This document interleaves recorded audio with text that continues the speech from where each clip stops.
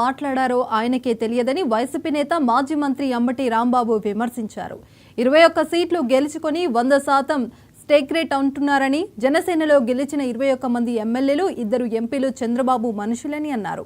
టీడీపీలో టికెట్ దక్కని వారికి జనసేన టికెట్లు ఇచ్చిందని, జనసేన నిర్వహణను చూసేది చంద్రబాబే అని అంబటి చెప్పారు. లేదు రాజకీయ విశ్లేషకులు కానీ ఈ జయకేతంలో ఏ సంకేతాన్ని రాష్ట్ర ప్రజలకి, జనసేన పార్టీ కార్యకర్తలకి, నాయకులకి చంద్రబాబు నాయుడు గారు లేదో పవన్ కళ్యాణ్ గారు ఇస్తారు అని చాలా ఆసక్తిగా ఎదురు చూశారు. నిన్న సభ జరిగింది. జనం సహజంగానే బాగానే వచ్చారు.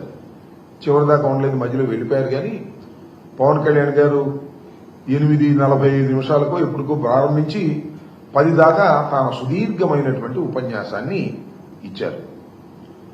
ఆ ఉపన్యాసం లేదా నేను చాలా ఆతృతగా రేపు అంటే ఇవాళ ఎంతో కొంత స్పందించాల్సి ఉంటుంది, అపోజిషన్ లో ఉన్నటువంటి మేమని చాలా ఆసక్తిగా చూశా.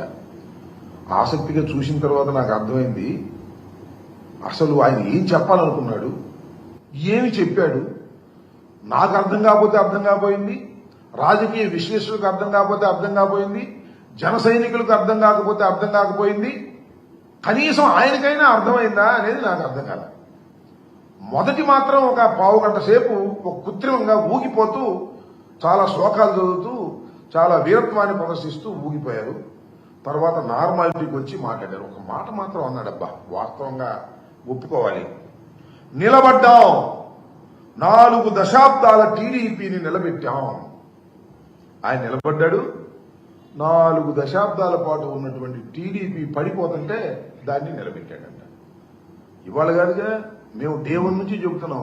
అసలు టీడీపీ పార్టీని నిలబెట్టడం కోసమే పుట్టినటువంటి రాజకీయ పార్టీ మీది. టీడీపీని కాపాడుకోవడం కోసం ఏర్పాటు చేయబడినటువంటి పార్టీది. 2014 మార్చిలో జస్ట్ బిఫోర్ ఎన్నికలప్పుడు దీన్ని ప్రారంభించి ఒక బి టీమ్ గా చంద్రబాబు నాయుడు గారు వదిలారు.